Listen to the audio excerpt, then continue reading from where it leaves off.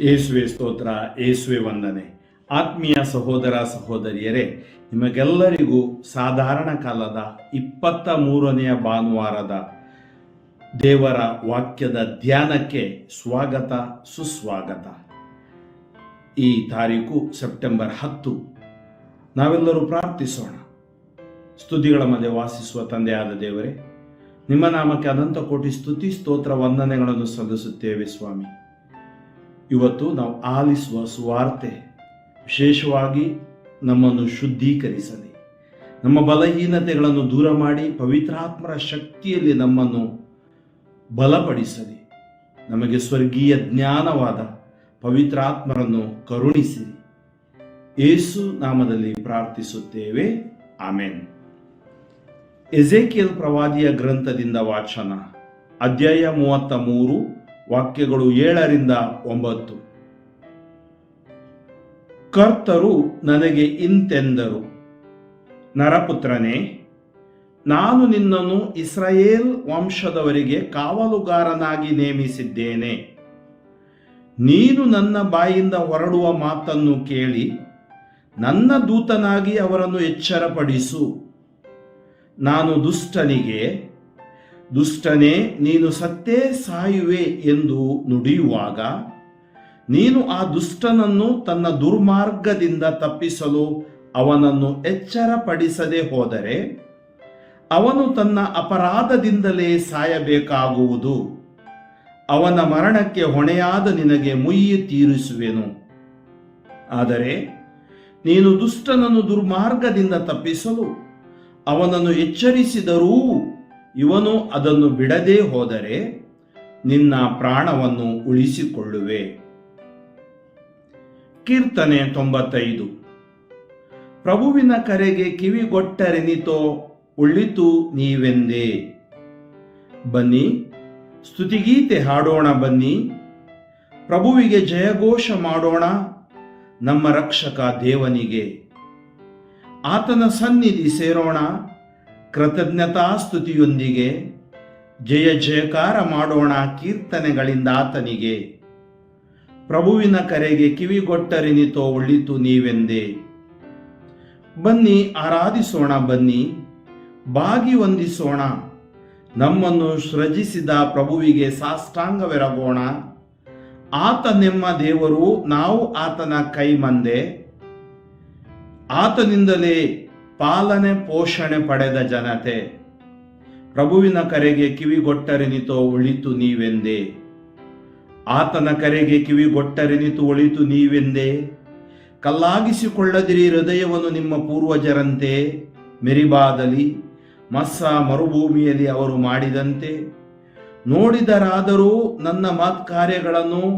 ಅಲ್ಲವರು ಕೆಣಕಿದರು, ಪರಿಶೋಧಿಸಿದರು ನನ್ನನು.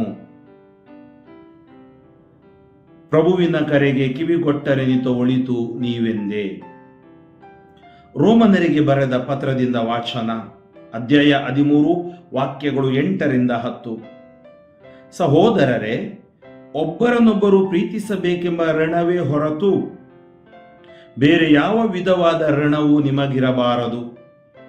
ಏಕೆಂದರೆ ಪರರನ್ನು ಪ್ರೀತಿಸುವವನು ಧರ್ಮಶಾಸ್ತ್ರವನ್ನು ಪೂರ್ಣವಾಗಿ ನೆರವೇರಿಸಿದವನು. ವ್ಯಭಿಚಾರ ಮಾಡಬೇಡ, ಕೊಲ್ಲಬೇಡ, ಕಳಬೇಡ, ದುರಾಶೆ ಪಡಬೇಡ, ಈ ಮುಂತಾದ ಆಜ್ಞೆಗಳೆಲ್ಲವೂ ನೀನು ನಿನ್ನನ್ನು ಪ್ರೀತಿಸಿಕೊಳ್ಳುವಂತೆ ನಿನ್ನ ನೆರೆಯವರನ್ನು ಪ್ರೀತಿಸು ಎಂಬ ಒಂದೇ ಆಜ್ಞೆಯಲ್ಲಿ ಅಡಗಿವೆ. ಪ್ರೀತಿಯು ಪರರಿಗೆ ಕೇಡು ಬಗೆಯದು, ಆದ ಕಾರಣ ಪ್ರೀತಿಯೇ ಧರ್ಮಶಾಸ್ತ್ರದ ಪೂರೈಕೆ. ಶುಭ ಸಂದೇಶ, ಮತ್ತಾಯ 18, ವಾಕ್ಯಗಳು 15ರಿಂದ 20. ಆ ಕಾಲದಲ್ಲಿ ಯೇಸು ತಮ್ಮ ಶಿಷ್ಯರಿಗೆ ಹೀಗೆಂದರು, ನಿನ್ನ ಸೋದರನು ನಿನಗೆ ಅಪರಾಧ ಮಾಡಿದರೆ ನೀನು ಹೋಗಿ ನೀವಿಬ್ಬರೇ ಇರುವಾಗ ಅವನ ತಪ್ಪನ್ನು ಮನಗಾಣಿಸು. ಅವನು ನಿನಗೆ ಕಿವಿಗೊಟ್ಟರೆ ಅವನ ಸೋದರತ್ವವನ್ನು ನೀನು ಮತ್ತೆ ಗಳಿಸಿಕೊಂಡಂತಾಗುವುದು.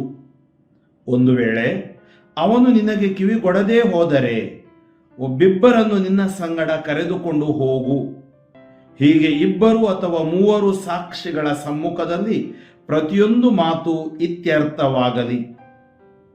ಅವರಿಗೂ ಅವನು ಕಿವಿಗೊಡದೆ ಹೋದಲ್ಲಿ ಧರ್ಮಸಭೆಗೆ ತಿಳಿಸು. ಧರ್ಮಸಭೆಗೂ ಅವನು ಕಿವಿಗೊಡದೆ ಹೋದರೆ ಅವನನ್ನು ಧರ್ಮಭ್ರಷ್ಟನೆಂದು ಹಾಗೂ ಬಹಿಷ್ಕೃತನೆಂದು ಪರಿಗಣಿಸು. ನೀವು ಇಹದಲ್ಲಿ ಏನನ್ನು ಬಂಧಿಸುತ್ತೀರೋ ಅದು ಪರದಲ್ಲೂ ಬಂಧಿಸಲಾಗುವುದು. ನೀವು ಇಹದಲ್ಲಿ ಏನನ್ನು ಬಿಚ್ಚುತ್ತೀರೋ ಅದು ಪರದಲ್ಲೂ ಬಿಚ್ಚಲಾಗುವುದು ಎಂದು ನಿಮಗೆ ಖಚಿತವಾಗಿ ಹೇಳುತ್ತೇನೆ. ಇನ್ನೂ ನಾನು ನಿಮಗೆ ಹೇಳುವುದು ಏನೆಂದರೆ, ನಿಮ್ಮಲ್ಲಿ ಇಬ್ಬರು ತಾವು ಬೇಡಿಕೊಳ್ಳುವ ಯಾವುದಾದರೊಂದು ವಿಷಯವಾಗಿ ಇಹಲೋಕದಲ್ಲಿ ಒಮ್ಮನಸ್ಸುಳ್ಳವರಾಗಿದ್ದರೆ ಅದು ಸ್ವರ್ಗದಲ್ಲಿರುವ ನನ್ನ ತಂದೆಯಿಂದ ಅವರಿಗೆ ಕೈಗೂಡುತ್ತದೆ. ಎಲ್ಲಿ ಇಬ್ಬರು ಮೂವರು ನನ್ನ ನಾಮದಲ್ಲಿ ಸೇರಿರುತ್ತಾರೋ ಅಲ್ಲಿ ನಾನು ಅವರ ಮಧ್ಯೆ ಇರುತ್ತೇನೆ.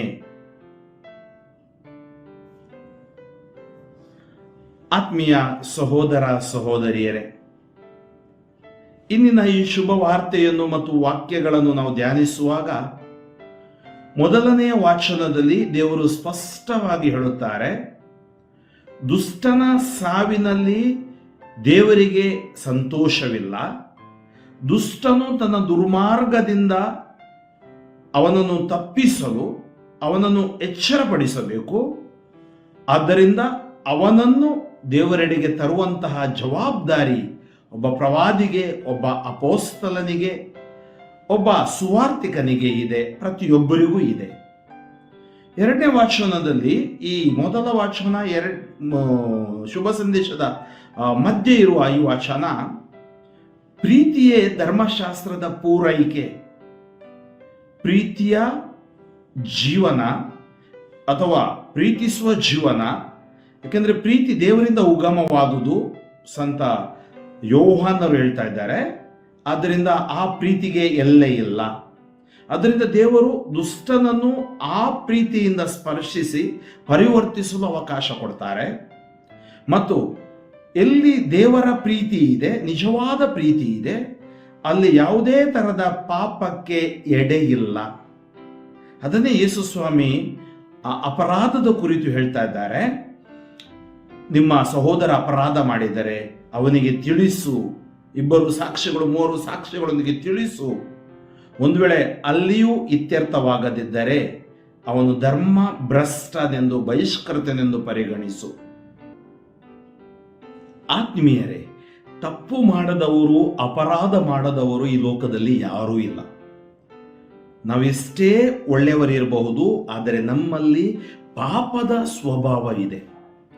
ಯಾವಾಗ ಪಾಪದ ಸ್ವಭಾವ ನಮ್ಮ ಮೇಲೆ ದಬ್ಬಾಳಿಕೆ ಮಾಡುತ್ತದೆ ಅಥವಾ ನಮ್ಮ ಮೇಲೆ, ನಮ್ಮ ಆಲೋಚನೆಗಳ ಮೇಲೆ ಪ್ರಭಾವ ಬೀರುತ್ತದೆ, ಅದು ನಮ್ಮನ್ನು ಕೆಲವು ಸರಿ ಸ್ವಾರ್ಥಿಗಳನ್ನಾಗಿ, ಅಹಂಕಾರಿಗಳನ್ನಾಗಿ, ಗರ್ವಿಗಳನ್ನಾಗಿಯೂ ಮಾಡಲು ಸಾಧ್ಯವಿದೆ.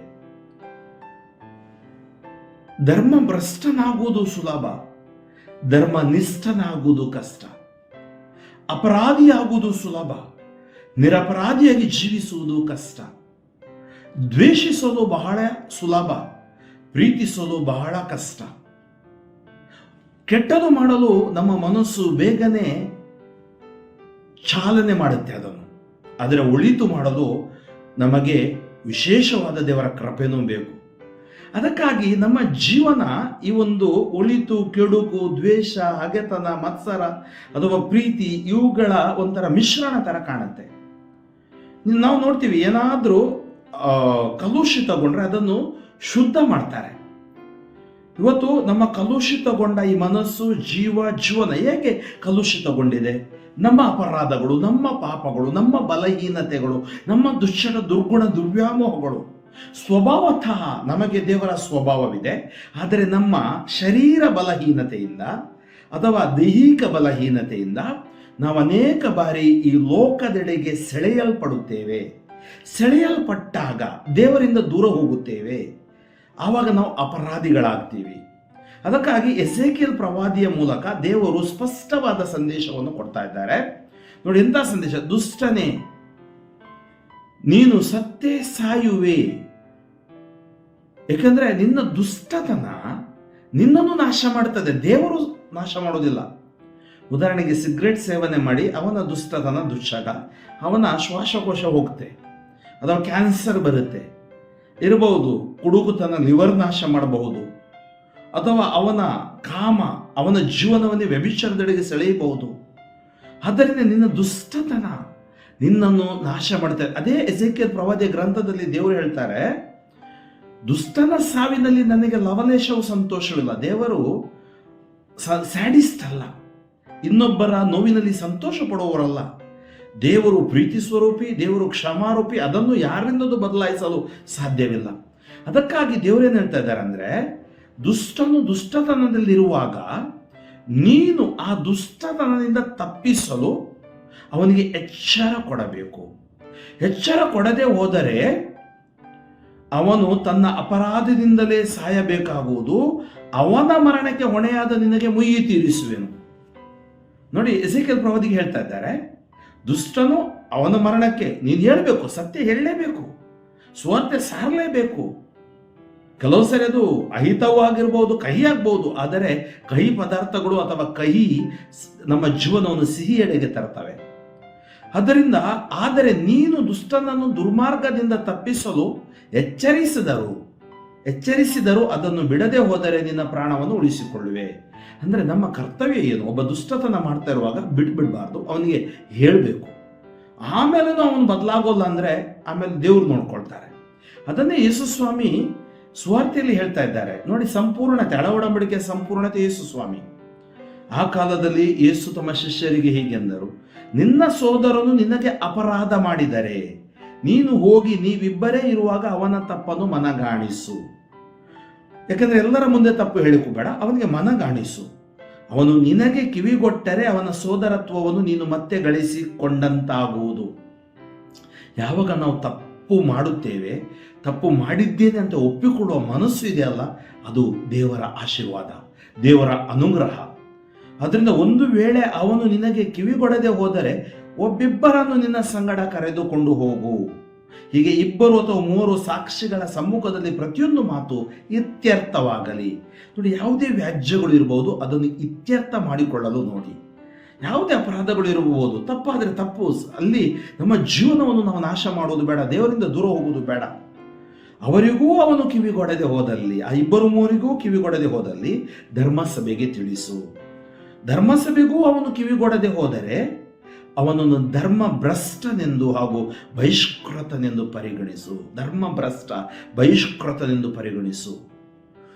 ಆದ್ದರಿಂದ ದೇವರು ಹೇಳ್ತಾರೆ, ನೀವು ಏನು ಇಹದಲ್ಲಿ ಬಂಧಿಸುತ್ತೀರೋ ನೋಡಿ, ಅಲ್ಲಿ ಪ್ರವಾದಿಗೂ ಹೇಳ್ತಾರೆ, ಇಲ್ಲಿ ಅಪೊಸ್ತಲರಿಗೂ ಶಿಷ್ಯರಿಗೂ ಹೇಳ್ತಾ ಇದ್ದಾರೆ, ಏನು ಬಂಧಿಸುತ್ತೀರೋ ಪರದಲ್ಲಿ ಬಂಧಿಸಲಾಗುವುದು, ಏನು ಬಿಡುಗಡೆ ಮಾಡ್ತೀರೋ ಅದನ್ನು ಪರದಲ್ಲೂ ಬಿಚ್ಚಲಾಗುವುದು. ಅಂದರೆ ದೇವರು ಅವರಿಗೆ ಅಧಿಕಾರ, ಸೇವಾಧಿಕಾರವನ್ನು ಕೊಡ್ತಾರೆ. ಅದಕ್ಕಾಗಿ ನಮಗೆ ಇವತ್ತು ಸಂಸ್ಕಾರಗಳಿವೆ, ಅದರ ಮೂಲಕ ಕ್ಷಮಿಸುವ ಅಧಿಕಾರವನ್ನು ಪವಿತ್ರ ಸಭೆ ಅವರ ಸೇವಕರಿಗೆ ಕೊಡ್ತಾ ಇದೆ. ಆಮೇಲೆ ಅವರು ಹೇಳ್ತಾರೆ, ನಿಮ್ಮಲ್ಲಿ 2 ತಾವು ಬೇಡಿಕೊಳ್ಳುವ ಯಾವುದಾದರೊಂದು ವಿಷಯವಾಗಿ ಇಹಲೋಕದಲ್ಲಿ ಒಮ್ಮನಸ್ಸುಳ್ಳವರಾಗಿದ್ದರೆ ಸ್ವರ್ಗದಲ್ಲಿರುವ ತಂದೆಯಿಂದ ಅವರಿಗೆ ಕೈಗೂಡುತ್ತದೆ. ಅಂದರೆ ಅಪರಾಧ ಇಟ್ಕೊಂಡು, ದ್ವೇಷ ಇಟ್ಕೊಂಡು ಮಾಡಿದ ಪ್ರಾರ್ಥನೆ ಆಲಿಸಲ್ಪಡುವುದಿಲ್ಲ. 2-3 ಜನ ಪ್ರೀತಿಯಿಂದ ಮಾಡಿದ ಪ್ರಾರ್ಥನೆ ದೇವರು ಆಲಿಸಿ, ಆಮೇಲೆ ದೇವರ ಯೇಸುವಿನ ನಾಮದಲ್ಲಿ ಸೇರುವಾಗ ಅಲ್ಲಿ ಯೇಸು ಇದ್ದಾರೆ. ಅಂದರೆ ದ್ವೇಷ ತುಂಬಿದ, ಹಗೆತನ ತುಂಬಿದ ಜಾಗದಲ್ಲಿ ದೇವರು ಇರುವುದಿಲ್ಲ, ದೇವರ ಪ್ರಸನ್ನತೆ ಇರುವುದಿಲ್ಲ. ಅದಕ್ಕಾಗಿ 2ನೇ ವಾಚನದಲ್ಲಿ ನಾವು ನೋಡ್ತೀವಿ, ಅದರಲ್ಲೂ ನಾವು ಕೀರ್ತನೆಯಲ್ಲಿ, ಪ್ರಭುವಿನ ಕರೆಗೆ ಕಿವಿಗೊಟ್ಟರಿನಿತೋ ಉಳಿತು. ಪ್ರಭುವಿಗೆ ಸ್ತುತಿಗೀತೆ ಹಾಡಿ, ವಂದನೆ ಮಾಡಿ, ಸ್ತುತಿ ಸ್ತೋತ್ರ ಸಲ್ಲಿಸಿ, ಆದರೆ ಅವರ ಕರೆಗೆ ಕಿವಿಗೊಡಿ. ಆದ್ದರಿಂದ ಸಂತ ಪೌಲರು ಹೇಳ್ತಾರೆ ರೋಮನರಿಗೆ ಬರೆದ ಪತ್ರಿಕೆಯಲ್ಲಿ, ಇದೆಲ್ಲ ನಮ್ಮ ಅಪರಾಧಗಳು ದೂರ ಹೋಗ್ಬೇಕಾದ್ರೆ ಅಥವಾ ಧರ್ಮಶಾಸ್ತ್ರ ನಮ್ಮಲ್ಲಿ ಸಂಪೂರ್ಣಗೊಳ್ಬೇಕಾದ್ರೆ ಪ್ರೀತಿ ನಮಗೆ ಅತಿ ಮುಖ್ಯ. ಆದ್ದರಿಂದ ಅವರು ನಮಗೆ ಇರುವ ಋಣ ಪರಸ್ಪರ ಪ್ರೀತಿ. ಅದರಿಂದ ಯಾವ ವಿಧವಾದ ಋಣವೂ ನಮಗಿಲ್ಲ. ಯಾಕಂದರೆ ನಾವು ಪ್ರೀತಿಸುವಾಗ ಧರ್ಮಶಾಸ್ತ್ರವನ್ನು ನೆರವೇರಿಸುವವರಾಗುತ್ತೀವಿ. ಆದ್ದರಿಂದ ದುರಾಶೆಗಳಾದ ಯಾವುದು ವ್ಯಭಿಚಾರ, ಕೊಲೆ, ಕಳ್ಳತನ ಇವೆಲ್ಲವೂ ನಮ್ಮನ್ನು ದೇವರಿಂದ ದೂರ ಕೊಂಡೊಯ್ಯುತ್ತವೆ. ನಿನ್ನನ್ನು ಪ್ರೀತಿಸಿದಂತೆ ನೆರೆಯವನನ್ನು ಪ್ರೀತಿಸು ಎಂಬ ಆಜ್ಞೆಯಲ್ಲಿಯೇ ದೇವರ ಪ್ರೀತಿ ಅಡಗಿದೆ. ಪ್ರೀತಿ ಪರರಿಗೆ ಕೇಡು ಬಗೆಯದು, ಆದ ಕಾರಣ ಪ್ರೀತಿಯೇ ಧರ್ಮಶಾಸ್ತ್ರದ ಪೂರೈಕೆ. ಆದ್ದರಿಂದ ನಾವು ಪ್ರೀತಿಸುವವರಾಗೋಣ. ದೇವರ ವಾಕ್ಯ ನಮಗೆ ಪ್ರೀತಿಯಲ್ಲಿ ಬಲಪಡಿಸುತ್ತದೆ. ನಮ್ಮ ಒಳಗಡೆ ಇರುವ ಯಾವುದು ಪ್ರೀತಿಗೆ ತದ್ವಿರುದ್ಧವಾದುದನ್ನು ಯೇಸು ತೊಡೆದು ಹಾಕಿ ಪವಿತ್ರಾತ್ಮರಿಂದ ನಮ್ಮನ್ನು ತುಂಬಿ ಅವರ ಪರಿಶುದ್ಧ ರಕ್ತದಿಂದ ನಮ್ಮನ್ನು ತೊಳೆದು ಶುದ್ಧೀಕರಿಸಿ ದೈವಿಕ ಕರುಣೆಯಿಂದ ನಮ್ಮನ್ನು ಅಭಿಷೇಕಿಸಲೆಂದು ಪ್ರಾರ್ಥಿಸೋಣ. ಸ್ತುತಿಗಳ ಮಧ್ಯೆ ವಾಸಿಸುವ ತಂದೆಯಾದ ದೇವರೇ, ನಿಮ್ಮ ನಾಮಕ್ಕೆ ಅನಂತ ಕೋಟಿ ಸ್ತುತಿ ಸ್ತೋತ್ರ ವಂದನೆಗಳನ್ನು ಸಲ್ಲಿಸುತ್ತೇನೆ. ಇಂದು ನಾವು ಆಲಿಸಿದ ಈ ಸುವಾರ್ತೆ ನಮ್ಮನ್ನು ಶುದ್ಧೀಕರಿಸಲಿ. ನಮ್ಮ ಅಪರಾಧಗಳು, ನಮ್ಮೊಳಗಡಿರುವ ಬಲಹೀನತೆಗಳನ್ನು ಒಪ್ಪಿಕೊಂಡು ಪಶ್ಚಾತ್ತಾಪದಿಂದ ಕಣ್ಣೀರಿನಿಂದ ಅವುಗಳನ್ನು ಬಿಟ್ಟು ಬಿಡುವಂತೆ ನಮಗೆ ಬೇಕಾದ ಆತ್ಮರ ಶಕ್ತಿಯನ್ನು ಕರುಣಿಸಿರಿ. ಇದೋ ಕಠಿಣ ಮನಸ್ಸುಳ್ಳವರ ಮನಸ್ಸುಗಳನ್ನು ಪರಿವರ್ತಿಸು ಸ್ವಾಮಿ. ಎಲ್ಲಿ ಪ್ರೀತಿಯ ಕೊರತೆ ಇದೆ ಆ ಕುಟುಂಬಗಳಲ್ಲಿ, ಆ ವ್ಯಕ್ತಿಗಳಲ್ಲಿ, ಆ ದಂಪತಿಗಳಲ್ಲಿ, ಆ ಯುವಕ ಯುವತಿಯರಲ್ಲಿ ಪ್ರೀತಿ ತುಂಬಲ್ಪಡಲಿ. ನಿಮ್ಮ ಪ್ರೀತಿ ಇದೇ ನಿಮಿಷ ಇಳಿದು ಬರಲಿ. ನಿಮ್ಮ ಪ್ರೀತಿಯಿಂದ ಅವರನ್ನು ತುಂಬಿ ಅಭಿಷೇಕಿಸಿರಿ. ಇದು ಎಷ್ಟೋ ಮಂದಿ ಪ್ರಾರ್ಥನೆಗಳು 2-3 ಜನ ಕೇಳುವಾಗ ನೀವು ಅಲ್ಲಿ ಇರ್ತೀರಿ, ನೀವು ಆಲಿಸುತ್ತೀರಿ ಎಂದಿದ್ದೀರಿ ಸ್ವಾಮಿ. ಈ ಜನರ ಪ್ರಾರ್ಥನೆಗಳನ್ನು ಆಲಿಸಿ ಅದ್ಭುತಗಳನ್ನು ಕರುಣಿಸಿರಿ. ಎಲ್ಲ ರೋಗ ರುಜಿನಗಳು ಯೇಸು ನಾಮದಲ್ಲಿ ಬಿಟ್ಟು ಸುಟ್ಟು ಬೂದಿಯಾಗಲಿ. ಯೇಸು ನಾಮದಲ್ಲಿ ಪ್ರಾರ್ಥಿಸುತ್ತೇನೆ. ಜೀವವುಳ್ಳ ತಂದೆಯೇ, ಸರ್ವಶಕ್ತ ದೇವರಾದ ಪಿತಾ, ಸುತ ಮತ್ತು ಪರಿಶುದ್ಧಾತ್ಮರು ನಿಮ್ಮನ್ನು ಆಶೀರ್ವದಿಸಲಿ. ಫಾದರ್ ಫ್ರಾಂಕ್ಲಿನ್ ಡಿಸೋಜ, ಶಿವಮೊಗ್ಗ ಧರ್ಮಕ್ಷೇತ್ರ, ನನಗಾಗಿಯೂ ನನ್ನ ಸ್ವಾರ್ಥ ಸೇವೆಗಾಗಿಯೂ ಪ್ರಾರ್ಥಿಸಿರಿ. ಸಾಧ್ಯವಾದಷ್ಟು ಜನರೊಂದಿಗೆ ಈ ಸ್ವಾರ್ಥೆಯನ್ನು ಹಂಚಿಕೊಳ್ಳಿರಿ. ಆಮೇನ್.